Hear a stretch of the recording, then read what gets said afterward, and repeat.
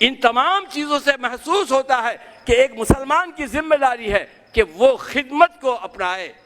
حضور صلی اللہ تعالی وسلم نے نبوت سے پہلی والی زندگی میں یہ خدمت کو اپنائے، تمام چیزیں کی، اس لیے کہ آپ کو دعوت کا کام کرنا تھا۔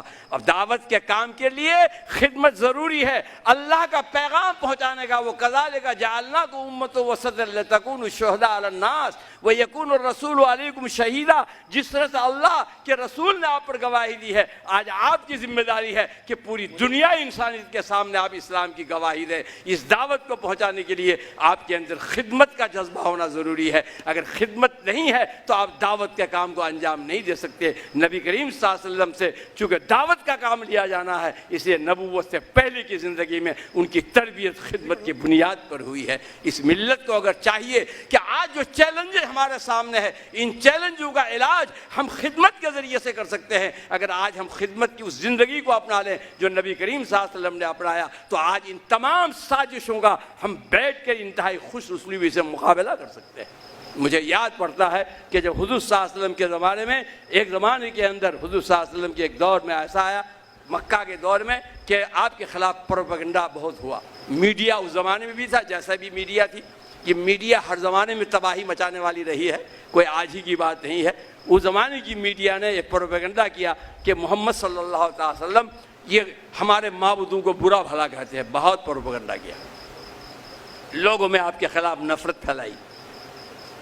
ایک دن آپ تشریف لا رہے ہیں، دیکھا ایک بوڑھی خاتون ہے، کمر جھکی ہوئی ہے، سر پر بوجھ ہے، وہ لڑکھڑاتی ہوئی جا رہی ہے، اور چھوٹی پہاڑی کی طرف شاید اس کا مکان ہے، وہ چڑھائی کی طرف چڑھ رہی ہے، لیکن لڑکھڑا رہی ہے اور جا رہی ہے۔ آپ نے دیکھا، فوراً دوڑ پڑے، آپ نے اس کے سر پر سے بوجھ اٹھا کر اپنے سر پر رکھا اور کہا چلو کہاں جانا ہے میں آپ کو پہنچاتا ہوں۔ حضور صلی اللہ علیہ وسلم چلے گئے اس کے پیچھے پیچھے، ایک چھوٹی سی پہاڑی پر وہ گئی، اپنے مکان کے سامنے کھڑی ہوئی کہ میرا گھر ہے یہ۔ آپ نے وہ سامان رکھ دیا، جب لوٹنے لگے تو اس نے اشارے سے روکا، آپ رک گئے۔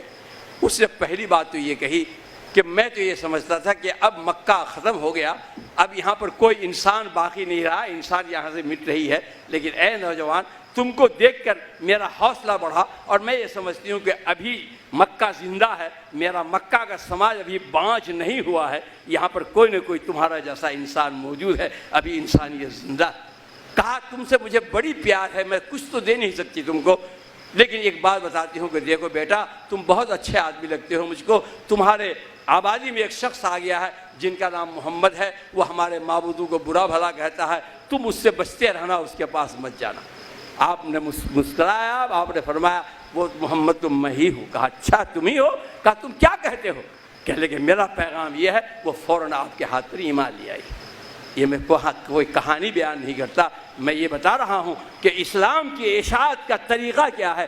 اگر اس راستے سے ہم انحراف کر کے کوئی دوسرا راستہ اختیار کریں گے تو ہم اپنی ذمہ داری کو انجام نہیں دے سکتے۔ اس لیے یہ جو آپ نے اپنے یہاں راشن کے نام پر، ریلیف کے نام پر، آپ نے بلقان کے مظلومین کو نہیں، ابھی حال میں کشمیر کے سیلاب زدہ لوگوں کے لیے جو آپ نے قربانیاں دی ہیں، اور جس طرح جا کر آپ نے وہاں پر سامان تقسیم کیے ہیں، ہم لوگ بھی بیٹھے رہتے ہیں، ہمیں بھی پتہ چلتا رہتا ہے ہمارا کون بھائی کہاں جاتا ہے اور کس طرح سے خدمت کرتا ہے۔ ایسا نہیں کہ ہم لوگ ناواقف ہیں۔ مجھے خوشی ہے کہ اس وقت سے لے کے اب تک آپ نے جو خدمت انجام دی ہے، یہ تمام وہ چیزیں ہیں کہ جس کا تعلق یہ انسان کی ہمدردی سے ہے۔ اس لیے اگر میں اس کو عبادت نہ کہوں تو کیا خدمت ہے؟